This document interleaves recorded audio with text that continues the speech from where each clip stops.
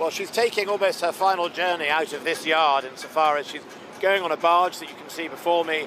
She'll be prepared then in the next few days to get ready to sail up the Clyde to Scotstoun, where they'll then put on things like the radars and all the control systems and the weapon systems that are so important to a ship. And that's what she's doing. So she's effectively starting her journey of leaving Govan. And I think it's a remarkable achievement by the workforce here who've built basically the world's leading anti-submarine warfare ship. Well, this one is a first in class. So it did have problems. You know, it's coming out at the moment late, not catastrophically late, but late. And you know, BAE, I've worked with BAE to make sure we mitigate that in the overall build plan, and I'm confident that you know we will get our ships into the service when we need them, and they'll be properly equipped in time. Well, the one thing Putin's going to have left after his illegal invasion is a navy and an air force. He uses his submarines, and they are good submarines, very well to intimidate, or we've seen you know, worries about critical national infrastructure, gas pipelines, internet cables. So we need ships that are going to hunt those submarines or deter them, and that's the role these ships are going to take.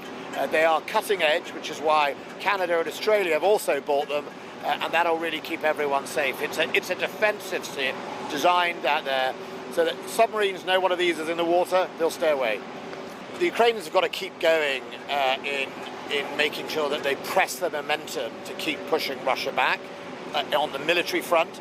On the civil front, they've got to protect that national infrastructure that Putin is deliberately targeting in the hope that he wrecks their economy and means that they struggle very greatly during the winter. It's our job to make sure that's not successful. First of all, it's illegal to target civilian collective infrastructure under international law. And secondly, we're not going to let that type of bullying and brutality be successful. We saw... Well, part of this targeting does show he's got a sense of desperation, that his army is not being successful. Kherson was the last objective that they'd planned, that they held, so none of the objectives from day one have been taken. It's also interesting that nearly every commander of the day has been fired, so I think to mask that, Putin's been just trying to blow up people's infrastructure, and so I think it's significant. But never underestimate Russia. Russia is a country that at the moment does not care about its own people, and which young men it sends to their deaths, and it will just keep on pushing those people in. So I think it's really, really important that we show international commitment and support and solidarity for Ukraine.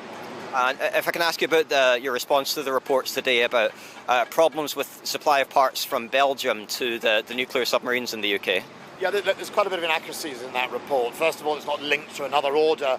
This is fundamentally a dispute inside the Belgian government. It's not for me to talk about the Belgian government or speculate on the answers. What I can tell you is it is not you know, affecting our at-sea deterrent, and it won't. It's not this great critical thing that is, you know, being sort of portrayed at the moment. Our at-sea deterrent will continue to keep us safe for many, many years to come. I'm confident that the Belgians will resolve this issue, and you know, I just don't really recognise much of what's said in that article. Look, some of the things are clearly correct from the original IR. You know, Russia was an acute threat, but to us and to our allies in NATO, and so it has come to pass. I think it is definitely important for us in defence to import some of the lessons we're seeing on the battlefield to make sure we know what we need to do for the future. And just after the autumn statement, were there any areas of spending that you feel you're more constrained now with the pressures on government's budgets?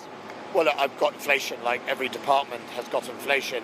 I seek to be insulated from that. My department has roughly a £15 billion spend a year on capital, that's hardware, that's much more affected by inflation. The steel here that's being used to make the ships, the foreign currency exchange you have to do, all of that gets affected. So first and foremost, I need within my already set budget some insulation. I got some of that. I've also got money to backfill some of the stores we've given away to Ukraine. So between now and the next budget, we're okay.